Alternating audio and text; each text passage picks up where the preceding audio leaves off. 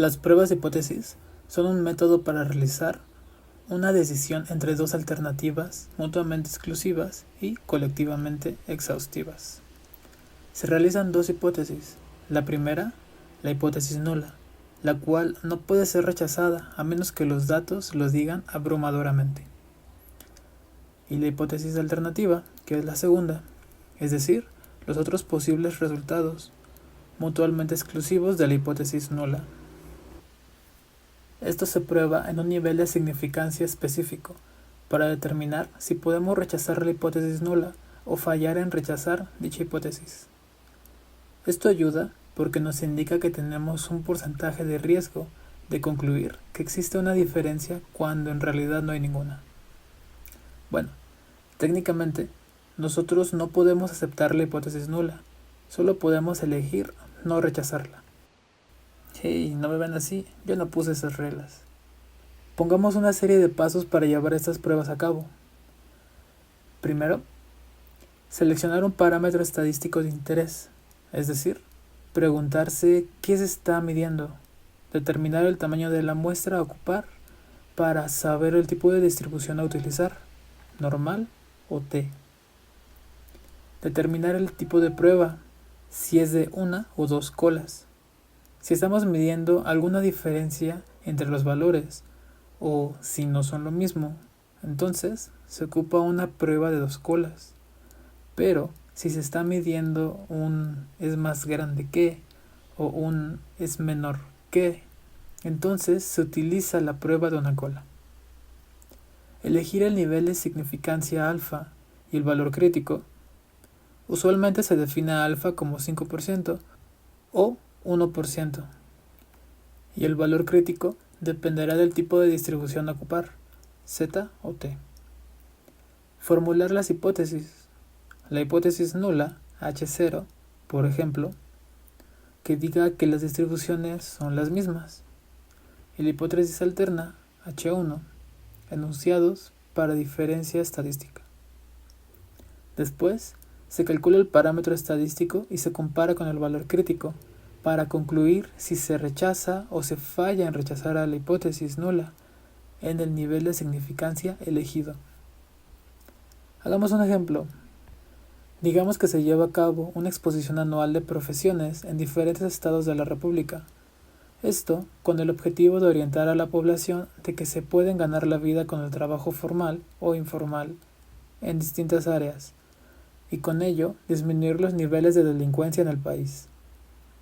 De estudios de años pasados se han dado cuenta que en promedio las personas se quedan en las exposiciones alrededor de 23 minutos solamente, y aumentar el tiempo de asistencia se vuelve crítico porque entre más tiempo se quedan las personas en las conferencias, es más probable que encuentren un gusto por alguna profesión y la lleguen a desempeñar. Para mejorar este tiempo, en la Ciudad de México se llevaron a cabo algunos cambios piloto durante las exposiciones para incrementar el tiempo de asistencia, como fueron colocar áreas de convivencia, puntos de acceso Wi-Fi gratuitos, algunas mesas de snacks, entre otras cosas. Usted ha adquirido una muestra del tiempo en el que 100 personas se quedan en las conferencias y ha determinado que tienen una duración promedio de 25 minutos, con una desviación estándar de 9 minutos.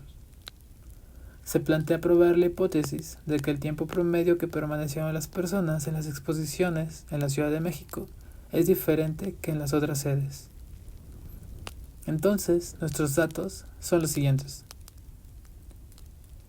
El parámetro estadístico que tenemos que ocupar nos lo dicta el problema a resolver, y como tenemos 100 observaciones en nuestra muestra, entonces debemos de ocupar una distribución normal. Como estamos midiendo si hay alguna diferencia entre el tiempo que se quedan en la Ciudad de México y en otros lugares, entonces tenemos una prueba de dos colas.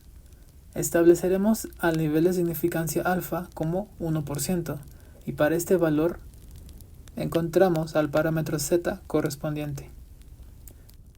Pongamos estos datos en MATLAB para acompañar los cálculos con el software.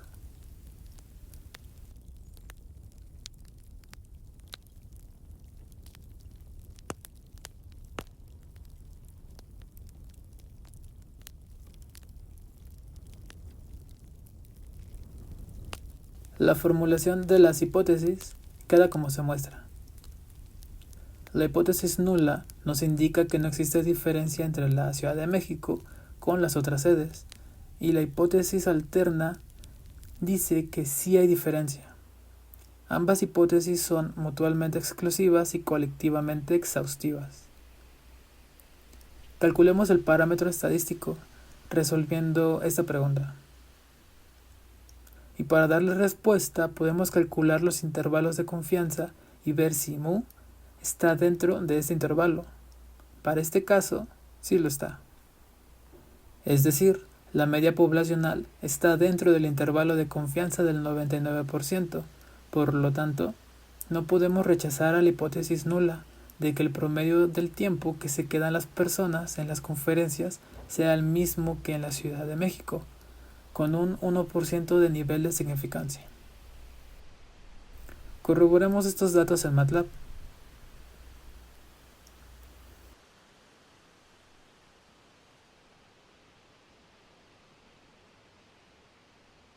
Pero, ¿qué pasa si ocupamos el otro valor usual de alfa?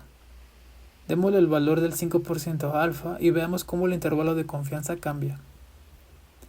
Para este caso, mu se encuentra fuera del intervalo de confianza, por tanto, podemos rechazar a la hipótesis nula de que el tiempo promedio que se quedan las personas sea el mismo que en la Ciudad de México, con un 5% de nivel de significancia. Para continuar, introduzcamos la noción del valor P en estadística como la probabilidad, bajo la suposición de hipótesis, de tener un resultado igual a o más extremo que al cual ha sido observado. Para nuestro problema, observamos que para un intervalo de confianza del 99% y un nivel de significancia alfa del 1%, la media poblacional mu se encontraba dentro de ese intervalo, pero no sucedía lo mismo para alfa igual a 5%. Entonces, ¿en qué nivel de significancia la media poblacional está dentro del intervalo de confianza? O, en otras palabras, ¿cuál es el valor de confianza C en el que mi media poblacional estará en alguno de los límites del intervalo de confianza? Ocupemos la fórmula que vimos en el video pasado. Aquí el valor de C está en vez del parámetro estadístico, pues es la incógnita que nos ayudará a encontrar el valor P. Tenemos todos los valores de esta ecuación, por tanto, sustituimos para encontrar el valor de C.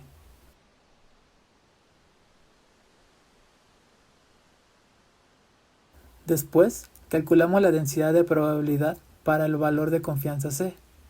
Por último, como tenemos una prueba de 2 colas, calculamos a alfa multiplicándola por el doble del complemento de la probabilidad anterior, y este resultado es el valor P. Lo anterior, en MATLAB, se obtiene al agregar las siguientes líneas.